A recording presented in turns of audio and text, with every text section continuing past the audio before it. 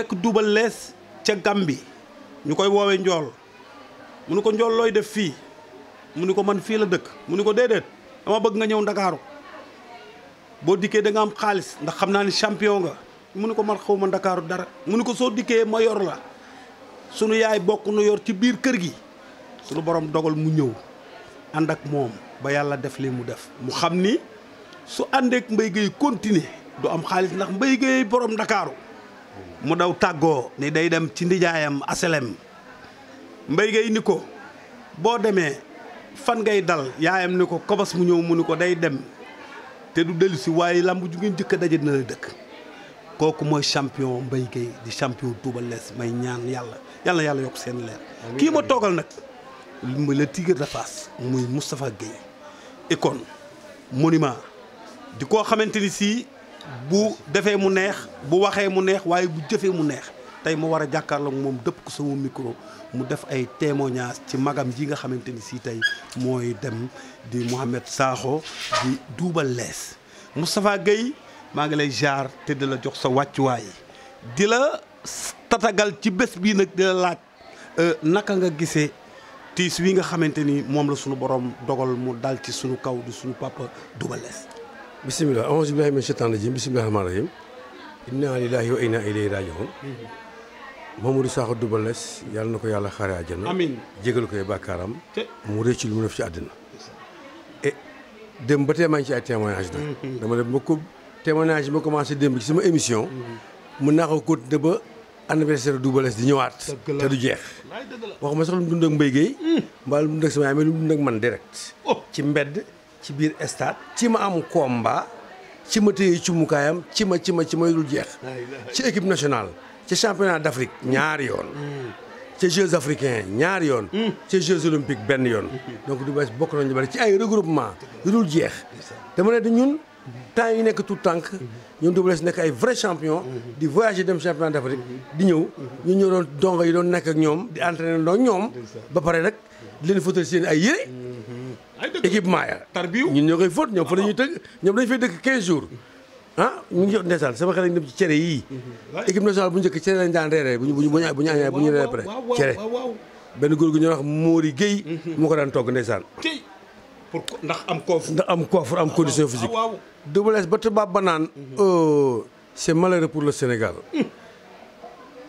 si Mamadou Sakho était un Européen ou un Américain il serait 4 fois champion olympique il serait autant de fois champion du monde parce que champion du monde chaque année day am Jeux olympiques chaque 4 ans lay am waaw ku nekk 4 fois champion d'Afrique mooy 16 ans yoo xamante ne da nga koy nekk champion d'Afrique da nga koy nekk champion olympique ak 16 ans yoo xamante ne chaque année da ngay nekk champion du monde mu ne de par sa taille son gabarit son intelligence et son savoir-faire en lutte Mamadou Sakho s'il était européen dans les mêmes conditions que les Européens personne ne pourrait l'empêcher d'être un très grand champion malheureusement il est un Sénégalais loolu day wane ne ñun Sénégalais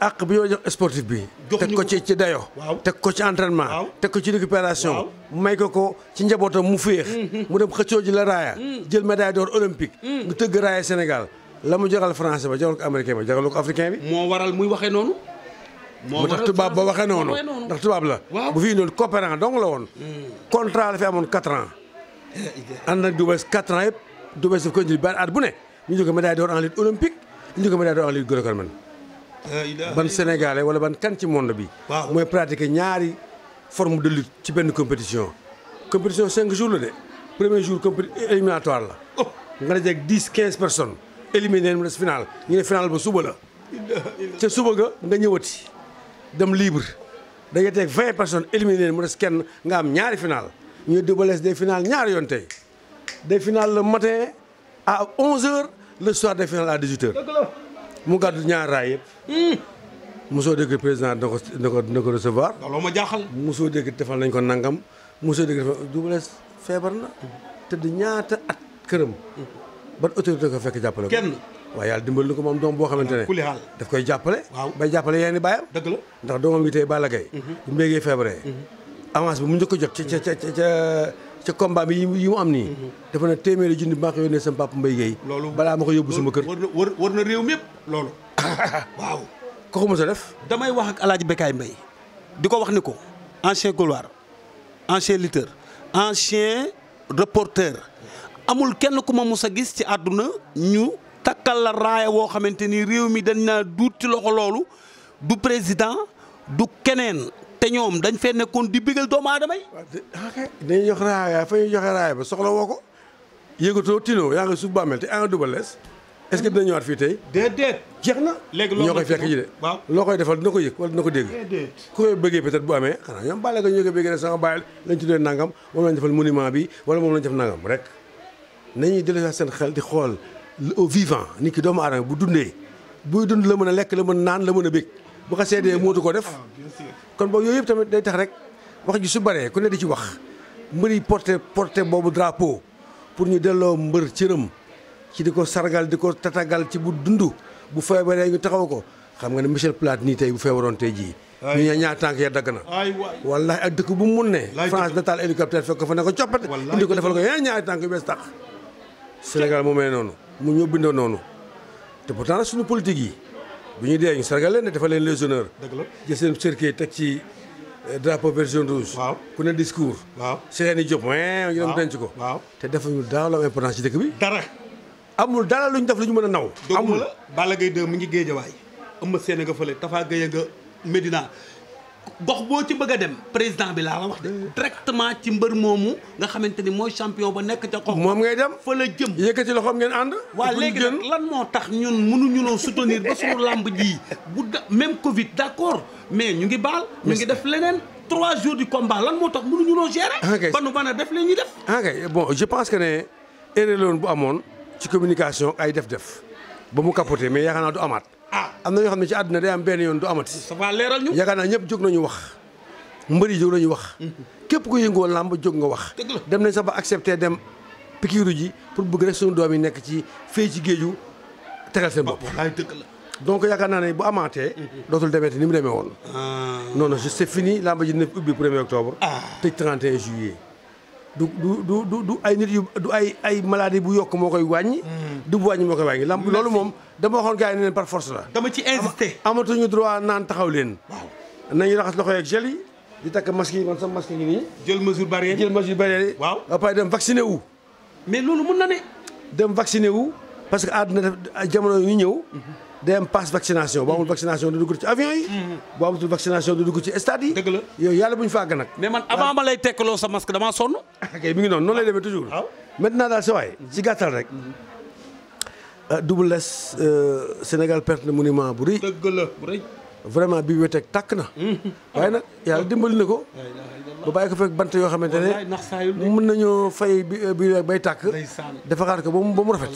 ndax képp amul kenn. ku bëgg kenn doon la ku dul doom bi nga jur. wallaahi dëgg la waaye. te Double Less tey jii ci àjjana ma nga féex. xam ne tey jii. ab Balla Gaye bàyyi def doom ñu jox Balla Gaye yuy bëre. yu jël métier am. bàyyi def doom ñu jox Sa Thiès ak ñeneen ñoo xam ne. xëy ñun xamaguñ leen. wallaahi dëgg la waaw loolu wér na. kon loolu du réer li mu liggéey du réer. ay je pense que nag amul dara lu tax aussi. jël sa métier bàyyi. boo jàngee métier mokkul. boo ko fa dem sa métier bàyyi. day mokk par force. dëgg la ndax dañ caa judd. ñu nampal la ca. kon boog tey ji moo taxit boo xoolee Sa Thiès xool Balla Gaye seen lamb jafewul. ñëw nañu rek seen papa xaalal leen yoon. ñu ñëw trouvé dem seen yoon. waaw ñun ñi suñu mag ñu xaalal yoon. ñoom seen bàyyi leen xaalal yoon. est-ce que Balla Gaye nekk dafa bëri 50 petits combats. di daan ñu koy daan di ko daan ba kay mu ne champion. dafa ubbi yoon bi rek. bëri combat ba mu daan kii dem yoonam ndax mooy kan. mooy doomu Double Less. Balla Gaye tam loolu daf koy di fanaanoo. di ko yeewoo di ko njëgënaayoo. mooy tax du juum. mu def loo xam ne lu spécial la mooy dernière question. caravane de la paix en Casamance dañ ko daa ànd. buur mii di wax nii maa ko jox micro boobu. buur mii ndeysaan. man maa daa ànd ak Balla Gaye de 40 000 francs ba 200 millions. publicité ataay tey cheval man la ko jëkk àndal. mais du ma gone mag laa. su may rakk lañu. ndeysaan ma jébbal leen yëf yi. continue suma job tey ñu dugg fu ne Karantaba Suna Karantaba Sansamba Massaria Cobong Conkisi aussi Kabrousse Cap Skirring fu ne dugal nuñ si àddi ba Signa pour wax Balla Gaye de ni ko fonkal sa cosaan gëmal li nga doon xamal ki nga doon xamal ni fii nga dëkk Casamance. saxal ko ba adduna bépp accepté loolu dañ daa dem ci biir gaay yi ñu yëkkati ngànnaay yi ca kaw ni ko tegg ci suuf ni ko suñu doom la ñuy sargal lu mu ñu wax dinañ ko def. tey lan nga leen di conseil ba ñu mën a téye loolu jàpp ko Moustapha. conseil bi mooy na Balla delloo buum ca mboy mboy ba actuellement am na ay combat yu muy dëgmal bu ko ci yàlla defalee jàmm defal ci jàmm aussi adversaire am bi. parce que suñu position noonu lay demee. bu ko defee mënu fa jógee dem defaat caravane am parce que loolu Sénégal da ko soxla woon. si woon na nag ba ñëpp xam ko ba mu nekkoon loo xamante ne at mu naan gaa yi ko topp. waaye nag jamono xat. mbas am. yi fi jaar yëpp. waaye yoon bu jeexul waxu du jeex. yaakaar nañu aussi Balla doomu Sénégal la. avant mur lu woon. c'était un jeune lutteur. qui dégainait. qui faisait des gestes yoo xamante ne du noonu. tey jii ko xool ko télévision mu toog di wax. kii kat il a mûri ni day mag kenn du dëkk sax dina ci kenn du dëkk nekk bébé. fa tabarkalla tey nag yéen naa ko loolu tey dafa nanguwul woon moom Balla. nanguwul woon génn ndeysaan armée dafa tëdd suuf di xaru. di yuux naan sama papa dem na. sama jëmm ji de moo tax mu jóg. fukki nit ko war di ko yëkkati mun ñu ko buuse. waaye yow sunu borom a dogal moom mu am ci yow. ba ma dëkkee na ko fis. du nii. boo defee nii dañuy def comme yow. dafa sigi xool ma jóg taxaw dugg ci oto bi dem yoonam. loolu c'est important. donc nga xam ne kon. àddina loolu nag. ca fondement ba la. Double Less bi muy jël yaay Balla Gaye mi ndeysaan sa ñu ngi koy jégalu. c'est normal jël la. dañuy jël rek waaw. dañuy jël waaw. ba mu ñëw naan sama yaay yaay am naa jabar bu rafet comme tey ci man ndeysaan. ñu dem ñu doon tout tànk. xoolal lii. gis nga àddina mu tëddee. xoolal lii. yaay am naa jabar bu rafet. sama mbokk xale bu ndaw. xale bu ndaw comme que kàllaama olof yi kàllaama ji olof ay wul woon. ñii di reetaan fii ñoom ndongo sama grand yi ñii de sama yaay tam ku mënoon reetaan la. ndeysaan ñu tam ñu reetaan quoi ndeysaan loolu dafa marqué ba tey jii ndeysaan. dafa nice. allahu akbar gis nga. ak yu bari ak ñu jibile ak mbéy yi. pour wane rek àddina. wallaahi dëgg la. lamb adversité rek lay am da ngeen di bëree. mu jeex bu jeexee jeex na. mbéy ak Double Less su mu sa dajante. ci mbedd ak ci kër ak ci ot ci lamb ak lu ne. ginnaaw bëri bañ daan bëri mu jeex. mais ay gaañ la ñuy doon. mais Moustapha est-ce que saar wi Mbaye Gueye ak Double Less def est-ce que xale yi jàngat nañ loolu. ban saar la boobu. parce que saar bi mooy Mbaye Gueye mën naa la ni ñi indi Double Less Ndakaaru da cee bokk. téye ko ci loxoom. toog ba mu neex ko mu xam ni kii mooy borom Ndakaaru mu dem détaché wu pour jàkkaarloo Mbaye Gueye te teewul jàmm am. lan moo tax xale yi appliqué wu loolu. ka waxu Mbaye Gueye ka wax Double Less na ko dëkkal Mbaye Gueye kooku benn grand la bu ñuy wax Kouye Diatta. waaye dëggal lii maa xam Kouye te Kouye supporter Mbaye Gueye la woon nekk benn intellectuel mais jaadu na waa léegi loolu est-ce que Double Less amu ci teraanga bu baax. est-ce que Double Less amu ca ndam bu baax yokkalu ko moom. wallaahi waaw ñu ñàkkoon ko def ban njëriñ la am moo tax mën a xale yi occasion ngi noonu la Mbaye Gueye def ak Double Less. waaw sax leen ci. na leer ñoom Mbaye Gueye Double Less dañu daan bëre benn ñaar ñett juróomi combat par année. bokk ndey bokk baay boole ci. parce que dem boo ñu yaay ndeysaan maa ngi Pape Diop bi muy intervenir ndeysaan ñu ngi koy nuyu di def témoignage ci Double Less.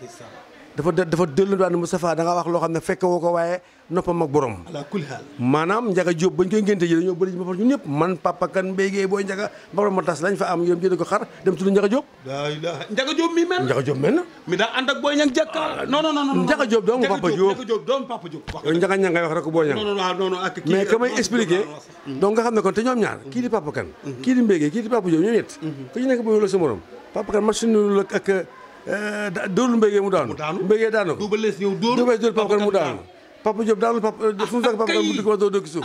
lan leen yàqal. te keroog lañ gën a bëggante. bañ ca weesoo ba léegi buñ topp man de su ma musaan gis Papa Kan ànd ak Mbaye Gueye ak Double Less ak Papa Diop ñëw suma kër man. non damay xajal néeg ba ñaaw non bu ñu fontoo. yaa ñu gën a wóoyu fopp kaay toog fii. xam nga mbër nag ndeysaan mbër ak moroom ay maas lañu même buñ la magee. wallaay dëgg la. même buñ la magee ay maas ngeen di doon da ngeen di mën a kaf mën a ree Tafa toogal fi yow maguñu la ñoo maasee ak yow dañuy décorer seen biir di saaga anteeka di nettali seen démb seen yëfu xale ya loolu lu ko dàq tey ji ana ñu ci ëpp ci ñoom ñu ngi si biir bàmmeel donc xale yi fi des bu rafet loolu nag xale yi fi des nañu àndandoo xaritoo teewul ñuy bëre wallaahi bu ko pañ waree tàkk fu mu war a dal foo xam ne boo ko fa tegee mu xotteeku daan teg ko fa ndax loolu mooy contrat bi bu jeexee jeex na bu subaa ci guddi ngeen seetante wootan téléphone ay may mayante ay doom takkante ci ay sëy yooyu moo fi am jeex bu dul loolu leen amul discipline yëpp dañoo àndandoo bokk ndeeg baay moo tax xam naa jox leen cëru yenn yi. ñun nag moo dañuy gis toujours animosité. dans la rey dans le door. dans daan sa yaay nangam. ah. ñi gën a ñàkkal fere c'est que na c'est des gars irréfléchis là la ñuy wax. ñi amuñu benn xel. amuñu benn xalaat. moo tax ñu teg ñu fi ñuy teg. waaye nañ ko jubbanti. ñun nag daf nañ bëri nañu ba bàyyi bëre. fas yéene ànd ak suñu doom yi. dëgg la ànd ak mbër jàppale mbër waxal mbër. ba mu ñoŋ billahi wala taala moom ma gënal wax ak président de la république man Moustapha Gueye. loolu àdduna bépp xam wala nañ ko premier ministre wala député wala. mais loolu àdduna bépp xam nañ ko Moustapha dem nañ ba mujj yow dañu jàpp ni yow ñi fi nekk di ay leader war a bëre barke Seydina Mohamed ñoo Gris Bordeaux nga yemale même point d'égalité. ah oui loolu àdduna bépp wax na. ah oui dama non xam nga te ànd fooy toll ci àdduna dootoo da ngay tëddee gi seex. te yàlla dogal na tamit mbëri fii bëri sukk ci làmb bëri ji te nooñu ma allo Père Tafa. non parce que yow la ñuy roy combat nangam sangam ba doon loo may xelal.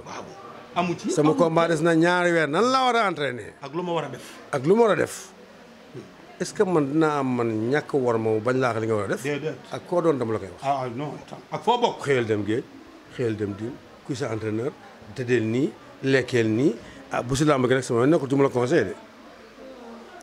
waaye loolu dolli naa la. sa adversaire woo ma ki saa sa minute bi ki topp ma wax ko lu mel noonu. bien sûr. ku ci ne ma jox la li nga moom. donc ñun noonu la ñuy dundee. donc des fois bu ma gisee oui dafa Gueye dafa ànd ak diw dafa Gueye moo jàppale diw. man ay ree la ma def man. daf may sax déranger man. parce que xamuñu la. damay rus ñoom ñëpp nag xamuñu la. ba Z la ba Z amul mbër. parce que xamuñu la boo bëggee sax dama ci mbër bu la neex nga ne ko ndax mos ngaa laaj Tafa Gueye Père Tafa Gueye conseil bu nee déet ba fekk ko fa mu ne. parce que Seydina Mohamed moo am. ñun tamit daan la ay conseil Papa Diop mii ñaata yoon laa bëri takk sama yem mu taxaw sama wet. bien sûr. naan ma bu ñu fontoo. nangam ak sangam. ndax kóllëre. bu ñu yeb bul maye lii bul maye laa bul maye laa. parce que Papa Diop dafa nekkoon sama mbër ma koy supporté bokk ak mbéygee ndeeg baay. ma ne Papa Diop bu daan bëri mbéygee dañ may dàq kër gi dañ may génne. lay wax nii non na ko yàlla yéene sama grand frère. vraiment génn ci kër gi génn ci kër gi. sama yaay naan bàyyi leen sama doom sama yaay nag maa nekkoon bakkan ma. ndeysaan loolu yàlla dogal. bàyyi leen sama doom ku ko neex lay faral. ndeysaan lamb ji yoom nekk ci boobu xaw ma luy bëri lijjanti ma sax luy bëri. waaye nag faral nit gis ko muy bëri nga faral ko. bu ko yàlla dina peut-être soxla mu nekk dara. ba bu ko léegi nag moo tax sama Papa Diop sama diggante Papa Diop ba na gën a musul dañ. tax sama diggante ak doom yeeg yëpp. ak Mansour Diop seen rakk ja yaa ngi dégg de. day dëgg la donc àdduna moo tëddee noonu nit ñi foog ñu xam ne rek lamb dañ koy bëre mu tas jeex. bu jeexee jeex na comme ni ko xale yi di waxee. wallaay dëgg la. adversaire ngeen 10 jours un moment bu gàtt la. bu jeexee ngeen nekk si jàmm ak salaam su ngeen war a bëriwaat.